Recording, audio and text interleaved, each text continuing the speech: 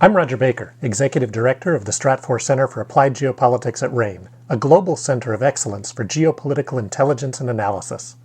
Learn how you can put geopolitics to work for your organization at ranenetwork.com.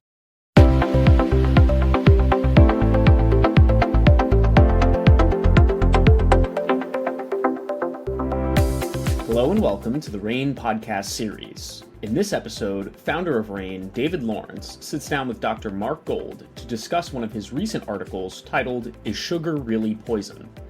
Health and Human Services Secretary Robert F. Kennedy Jr. sparked debate by labeling sugar as poison, emphasizing its role in the nation's health crisis. While sugar isn't toxic in the traditional sense, excessive consumption has been linked to obesity, diabetes, and neurological changes that affect food choices. Today's discussion will dive into how our brains may be rewired by overconsumption, making it harder to resist sugary foods. Dr. Mark Gold, a renowned addiction expert with over 1,000 publications since the 1970s, has modernized addiction training and treatment, aiming for research-driven improvements. This episode explores his insights. We hope you enjoy. Mark, thanks again for spending some time with us, and in some respects, I'm going to switch the channel on the dial, and lesser known about your expertise in addiction disorders is the great work you've done over the years with eating disorders and eating addiction. And there obviously has been a lot that has occurred over the last couple of years. There is certainly a significant obesity issue in this country. Leading physicians have spoken about it, first ladies in particular, and our new head of Health and Human Services, Robert Kennedy, has spoken about this. And it's not just about obesity, it's about the medical consequences of it, the costs, the human costs, financial costs, medical costs, etc. And I thought maybe we could take, this podcast and have you give the audience a bit of an update about some of the developments in this area, and in particular, some of the recent work that's been done and studies that have been done about the brain and obesity, and what can be measured, what can be scanned, and why it's not simply a matter of what people put into their stomachs anymore. There's a huge component that involves the brain and behavior. So let me just turn it over to you, and you can give us sort of an overview of some of the most recent developments and research. Well, thanks. It's good to be with the audience, and this is a really interesting topic for me. I wrote a textbook for Oxford University Press with the Dean of Public Health at Duke, Kelly Brownell, and I've been working on this, I'd say, 35 or 40 years. I mean, most people caught wind of what I was trying to do and put together in the early 2000s.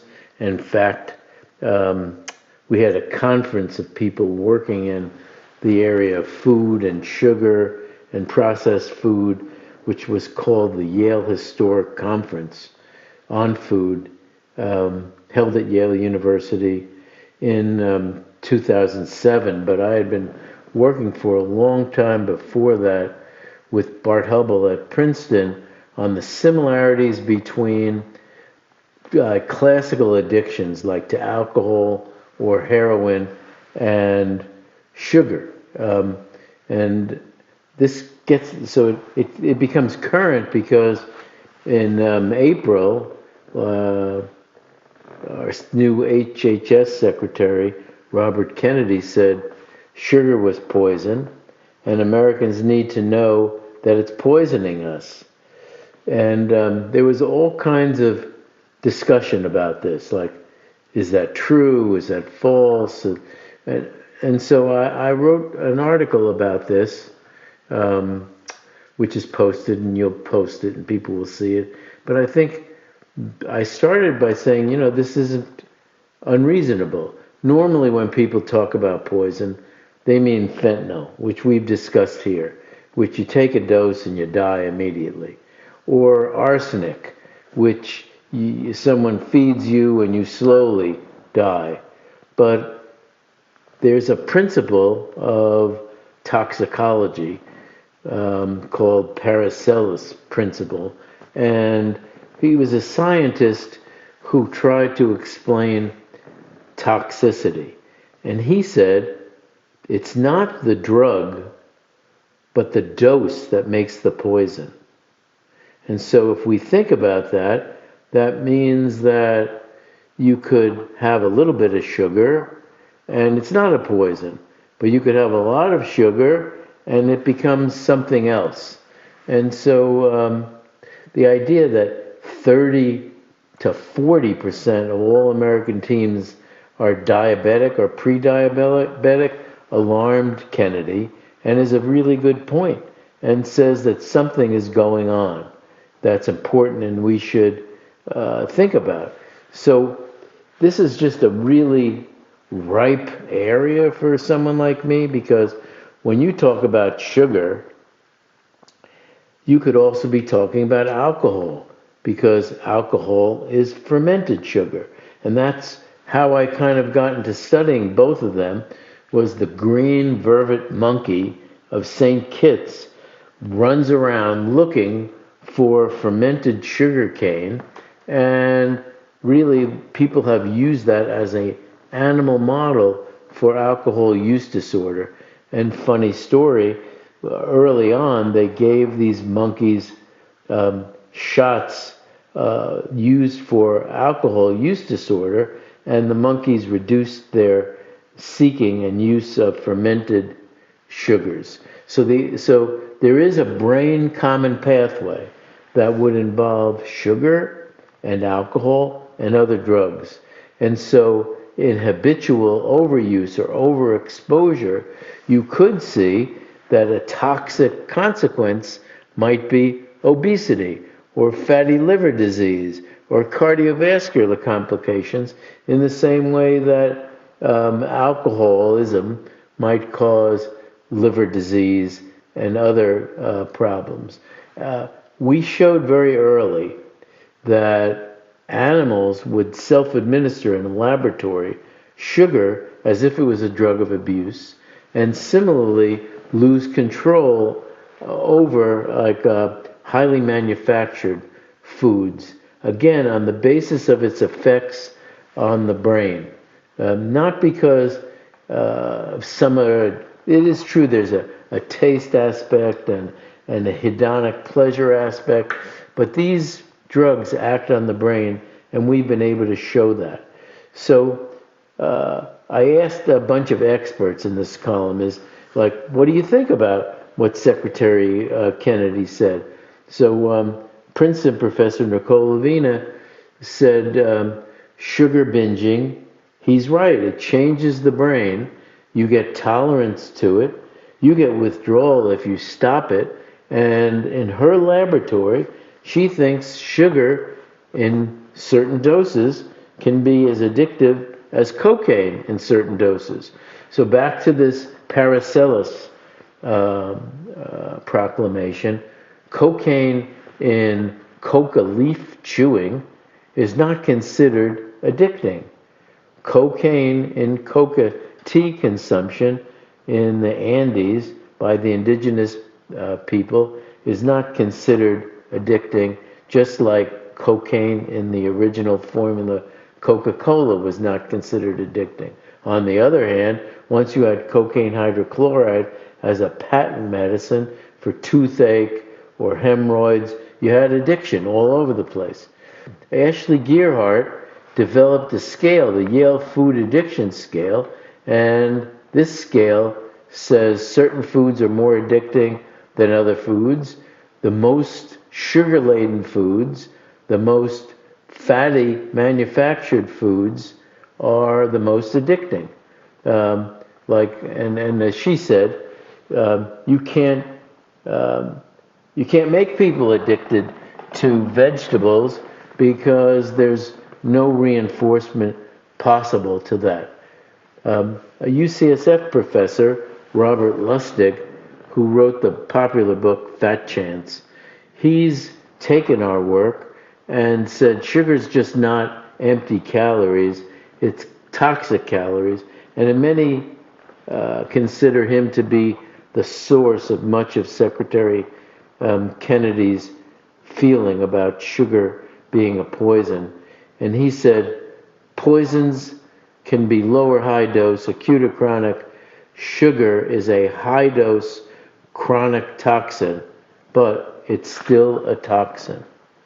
So we have the beginnings of an understanding that this isn't a wild idea, that it's an important idea, and it gets into the second article I have after on this subject, which I said obesity itself changes your brain. So let me just let you ask me any questions you might have about the first part, which is this notion of sugar being a poison or highly manufactured foods being toxins is not crazy. And in fact, you can see the incentive that food companies might have in creating foods that were difficult to just eat once. Now you're younger than me, but I remember the Frito-Lay commercial with the potato chip, and that's it. Like, yeah, so it's like, how different would that be than heroin or cocaine? So it's interesting what you're saying, and there are broad implications. I know we have a very diverse audience, but Mark, it was probably about 15 years ago that one of the heads of a leading investment firm, we had just finished a transaction, and he asked me, David, how long do you think it's going to be before the curtain gets pulled on food product companies and the issues of sugar and salt?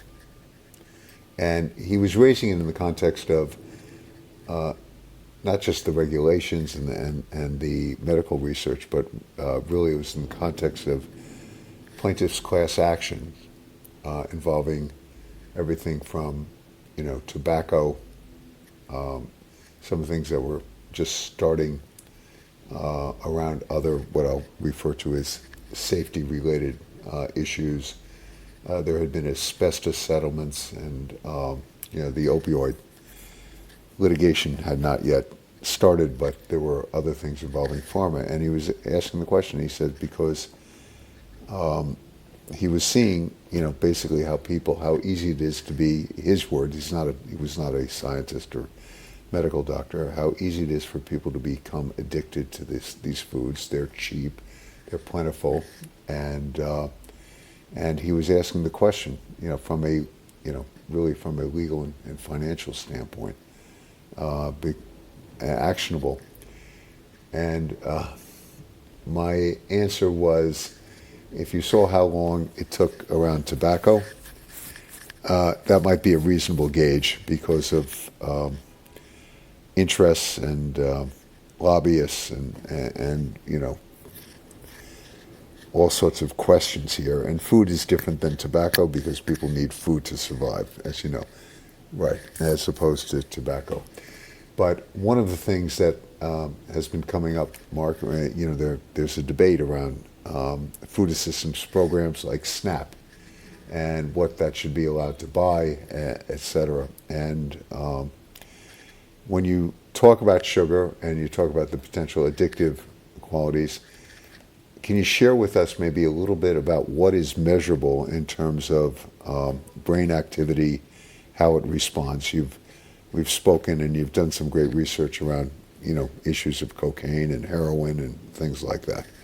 Yeah, so the technology that you refer to that we've used to show that drugs of abuse cause brain changes, and the technology that provided the foundation for the National Institute on Drug Abuse to say that addiction was a disease of the brain. Like the same technology has been applied now for foods. So if you're just have random time to read about that, I summarize it, but the principal scientists are Dana Small in Canada, Ashley Gearhart at Michigan, Jean-Jack Wang and Nora Volkoff at NIDA, and of course Nora's mentee, Peter Thanos at Buffalo, and Nicole Lavina and I. And so they're people who've spent their career looking at changes in the brain. But I mean, I'll give you some changes that strike me and that change the field. Small's group showed that if you eat a lot of high fat and high sugar foods, your brain changes to the point that you look at healthy foods with disgust or you ignore them completely. So that your brain looks at a whole, when you go shopping, it hones in on the worst foods possible. So if you're in a cafeteria situation, the person who's been overeating has brain changes that support overeating, and they ignore or neglect any healthy items on a food plate even given to them. Gearhart's work has shown that the more sexy, the more what she calls hyper palatable, good tasting, good feeling, food for mood, the more fats and sugar are added, the more your brain lights up in anticipation of eating and feels a mood response after eating. But the most crazy, like the craziest science here, and this will be really interesting for doctors, but I hope I can explain this for everyone else, is the work at NIDA by Jean-Jack Wang and Nora Volkoff. And basically what they showed was that your brain has a representation of your body, what we call a homunculus or little man, and it's on the somatosensory strip. And just to simplify it, if you touch the tip of your finger, you feel that because some area of the brain that represents your finger lights up. And we know even from phantom limbs that even if you cut a limb off, your brain has some remaining representation of that in your brain. So that the brain has every area of your body represented from the tip of the finger to the tip of the toe. And what the scientists at the NIH showed, Wang and Volkoff, was that in obese people, the area of the brain, now this is finite, obviously your brain has X amount of space. You can't make it bigger or smaller. So if something is accentuated, it takes space from something else. But they showed that the amount of geography in your brain attributed to eating, meaning the mouth, the tongue, increases the heavier you get. And in morbidly obese people, their brain has so much related to eating that other sensations and other areas of the brain are completely ignored. So this was just strikingly crazy.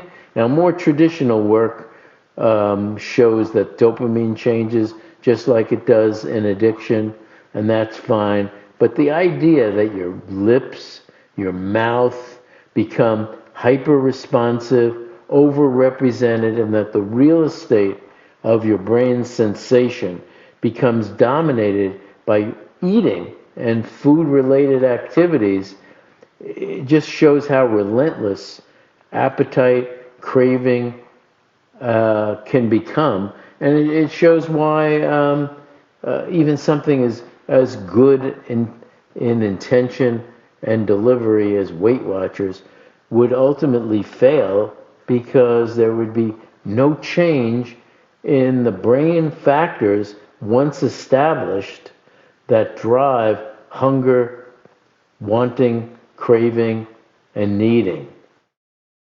So Mark, I remember from some of your work, and hopefully I'm remembering this correctly, but that people who have substance use disorders with narcotics, specifically cocaine, when they're going through withdrawal and they are also obviously, attempting recovery, very often, if I'm remembering your work correctly, they're substituting food. Yeah, well, it's every drug withdrawal state. Think about it, people you know who stop smoking. They always gain weight. Well, why do they always gain weight? Because food and drugs react in the same brain areas. They're weak substitutes. So people might look at sugar and like carry around hard candies. There are all kinds of, but the AA has a bunch of great sayings, and one of them is if you don't want to relapse, never get too hungry, angry, lonely, tired. But it starts with hungry. Never get too hungry. Now, in animal experiments, even animals that you train to self-administer cocaine, if you give them like Ruth Chris steaks, like rats I'm talking about, like you can get them to decrease their drug self-administration by just feeding them cheesecake, steaks, like crazy thing, a science that we get a chance to do, but it is fun. But yes, the answer is in drug withdrawal, even in cases of cannabis withdrawal, people gain weight, even though cannabis use disorder is harder to characterize like this because cannabis has an independent effect on eating. But cocaine use, you're thin. Amphetamine use, you're thin. Heroin use, you're heroin chic or starving. And in withdrawal, you always gain weight. So it's like a old-fashioned seesaw, food on, drugs off, food off, drugs on. You also recently have been doing some work about some of the weight loss drugs that people are taking and what that reveals about what I'll refer to as how the brain responds or doesn't respond and the associated consequences whereby people can lose the weight but their brain hasn't adjusted in a similar fashion. Yeah, like in the old days, if you had morbid obesity, your only options really were bariatric surgery. That took a long time, if ever, for your brain to readjust. So the first thing to keep in mind is that obesity becomes manifested in the brain. That a person could exercise and diet and lose all this weight, but it is a slow process for their brain to return to pre-obesity organization. Let's say that food disorganizes the brain and makes eating much more important than it is for everyone else.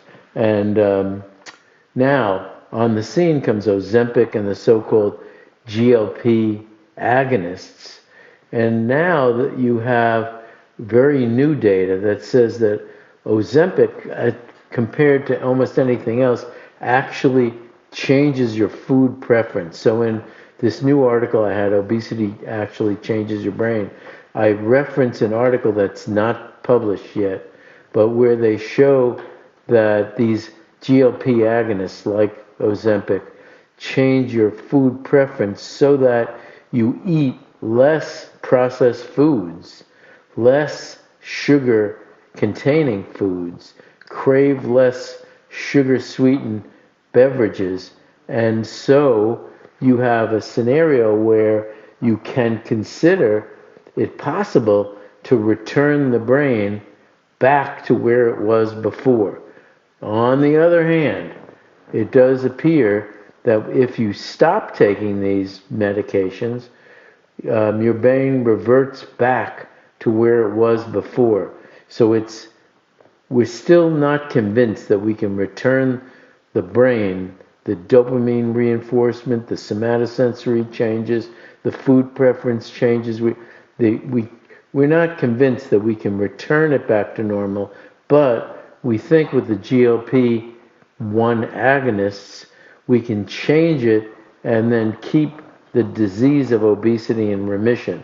So that this is encourage people who do have bariatric surgical approaches to add on top of it the GLP-1s, and you're starting to see some use of GLP-1s in adolescence, where obesity is starting with an idea that you could make changes and prevent these things from becoming fixed in the brain. And there's a new study that was just reported at the obesity meetings, the international obesity meetings, and looking at brain imaging of overweight kids, and showing the same kinds of things that the NIH researchers showed: dopamine changes, preference changes, reductions in structure, changes in structure of the brain that would affect decision making. And they're saying maybe if we intervened faster earlier, we would be able to do something about the fact that, over a third of all boys and girls, more than 15 million children age 5 to 14 are considered obese now. So what I'm hearing from your work and the analysis of research is that obesity, similar to substance use disorders, is a disease of the brain, and so what does this mean in terms of the long-term treatment, the prospects for drugs like Ozempic? Obviously people have, it's not just a human phenomenon right now in terms of the impact of the drug. There are financial implications for the companies and research and everything more. And it's also interesting, and not to put a pure financial gloss on this, but you watch Weight Watchers, which was a public company, and people will remember that Oprah was a significant shareholder and spokesperson for the company, and it gets disrupted by Ozempic and similar drugs, and stock price craters. People have lost weight, and so my question here is, what I'm hearing you say is the drugs will address one aspect of this, but ultimately you have an issue involving the brain that has to be addressed. Well, so like first, let's just say that when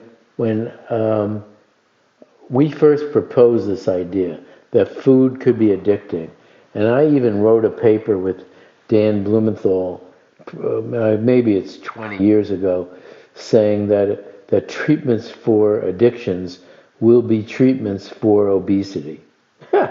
This is a crazy. It was highly cited, but it was a science fiction paper. Well, now here you have the GLP-1s, and it turns out that it is true that overeating is an addiction, and that the treatment with Ozempic and other GLP-1s suggests it's possible, therefore, to treat addictions. So the first off, go back to what I said originally about fermented sugar cane. The first off would be Ozempic may treat alcohol use disorder, or at least cause people to drink less alcohol. And that's right now in an active clinical trial. But retrospective analyses suggest that to be the case.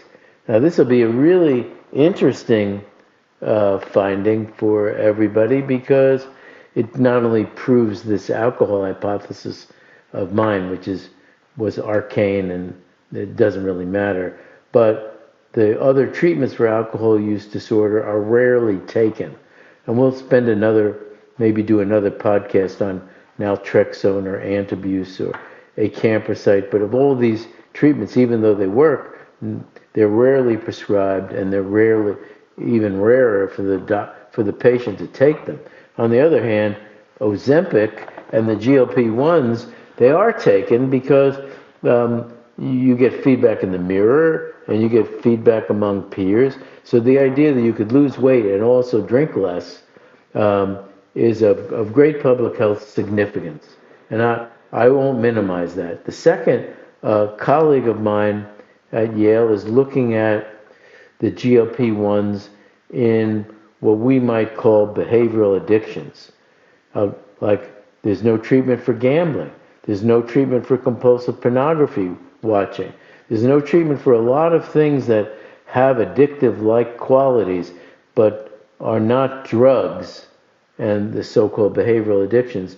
So the GLP-1s are being tried in them because food addiction is pretty much like a behavioral addiction, with the only difference being, of course, it's not a manipulation, electrical manipulation. So I think this is a huge discovery that is changing the food industry, will change Americans' diet and food interests if we can afford everyone to be taking it at all times.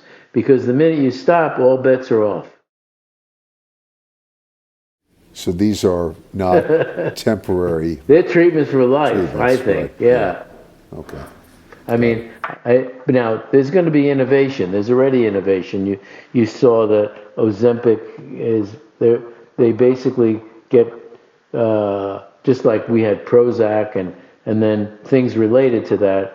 We'll have things related to Ozempic that may even give you more weight loss. But up until recently, there wasn't even an idea that these glucagon-like peptides were related to the dopamine pleasure system of the brain.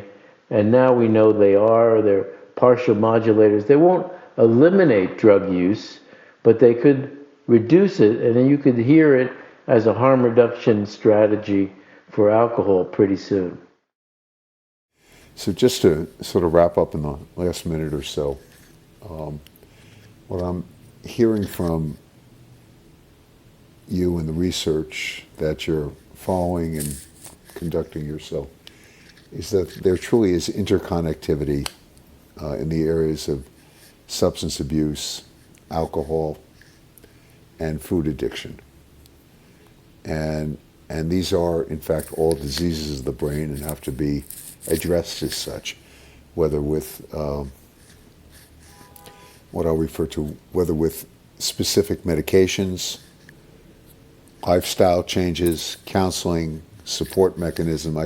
We spent that, I thought it was a great podcast that you did with me on AA and the support and things like that. And, what I'm hearing you say is that, maybe similar approaches have to be used with issues of food addiction, but there is an obesity crisis in this country, and it has all sorts of profound consequences for other forms of health, whether it's heart disease, diabetes, etc. And it has yet to be addressed. And not to summarize too much, Mark, but what you're saying is that people do get addicted to a variety of things, and sugar and fried foods, and the brain responds to it, and the brain likes it and rewards people for it. And if we do not address this as a disease of the brain, not just of food consumption, we're not going to get anywhere. Yeah, it's not a bad habit. It's not and by the way, like Nicole Avena and the group at Princeton have shown, the prenatal diets matter. It's not the person's fault, Like you overfeed a rat with too much sugar, and they actually are born loving sugar more than they would have, and they like alcohol too. So it's a really important area, and one where you don't want to add to it shame and guilt and stigma. We wish we understood where obesity comes from, but now we know from everything I'm summarizing here with you today that once you have it, it's real. And it's as much of a disease as anything and deserves research, education, and treatment. And I like the point about shame and stigma, which people do feel. This has been great, Mark, and your point about the poison, and it's not the substance, but it's the dosage. I'm reminded, and this is not to make light of anything here, but I think it was Oscar Wilde who said something to the effect of everything in moderation, and then he paused, except for moderation. Well, so I That was Oscar Wilde's, I think lifestyle. people dismiss some of the politicians' statements as hyperbole, but Yeah. there's something to this, and there's no reason to not take it seriously, especially in the mess we're in right now. Yeah. And my question is, and maybe this is the final question to you, is do you feel that now both science and the policymakers and, including government agencies are realizing any of this and are going to respond accordingly? I don't really know, but I do know that these medications are wonder medications, and hopefully there'll be a way that they're covered by insurance and that the costs for them can be reduced, because you could go from having a population where the majority of people have a chronic disease to a minority of people have a chronic disease in a short period of time, because you can actually reverse diabetes in people if they could afford it. And I'm going to date myself with you right now. I still remember, and this is a bit of a frustration because what you're outlining here is a significant national risk. I can tell you from some of the work we're doing, the military has had problems recruiting individuals who could meet, the physical requirements for service, and have had to adjust, weight guidelines and things like that. But this is a matter of national interest, national concern. I don't really hear very much in terms of prioritizing. I do remember, I wish I still had it, it'd be a collector's item, but in grade school I earned the Kennedy Physical Fitness patch. Yeah, huh? Do you remember when Yeah. he launched that? Yeah. I don't know, it's like 7 or so, yeah. And he outlined, the administration saw physical fitness being very important for young people. They weren't emphasizing the food habits, but you had to be able to demonstrate, the ability to run a certain distance and do a certain number of sit-ups and pull-ups. I think there was a rope climbing thing, whatever it was, but you earned your patch. It'd be nice to see a national initiative by someone on this front. Yeah, well, I mean, Robert Kennedy certainly looks physically fit. I'll tell you this: we'll do that separately, but it is true that physical fitness and exercise is a medicine. And it's another problem in our culture, because since a doctor can't write a prescription for it, and there's no reimbursement for it, it's treated quite differently. But most people who do exercise research say exercise reverses the effects of sitting in a chair or working in a sedentary lifestyle.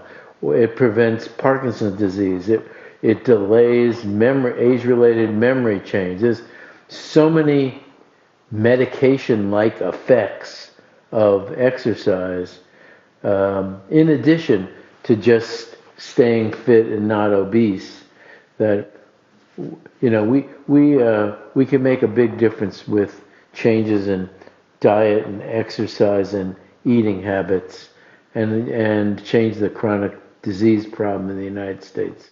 All right, and we're going to post, I still remember an article from a number of months ago that you wrote about the importance of physical fitness and for people who are suffering from substance use disorders and depression and things like that. So we'll put that out there again. All right, Mark, thank you for very, very enlightening conversation about the connectivity of all these very important health and social issues. You guys are great. Just think about it. Like, I have nobody to talk to. Like, a lot of my interests are just so out there until they're not. So the idea that you and Michael and listen, I'm not gonna digress too much, but I came from a weekend up in Boston with people that have 100 IQ points on me, and it is the issues they were talking about are things you hear time and time again. This feels like things that we could actually make some progress on, and could have some very, very broad and positive impact on people's lives. And so I'm glad you're around, and I'm glad we're talking about them. So thanks again. Thank you guys for the support. Okay. Appreciate it. All right. Thanks again, Mark. We'll speak soon. Okay.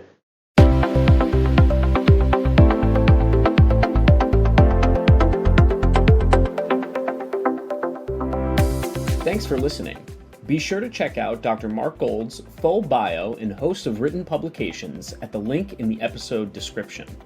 Want more RANE content? Subscribe to the RANE podcast series today, available on all platforms, or visit our website at ranenetwork.com. That's RANE network.com.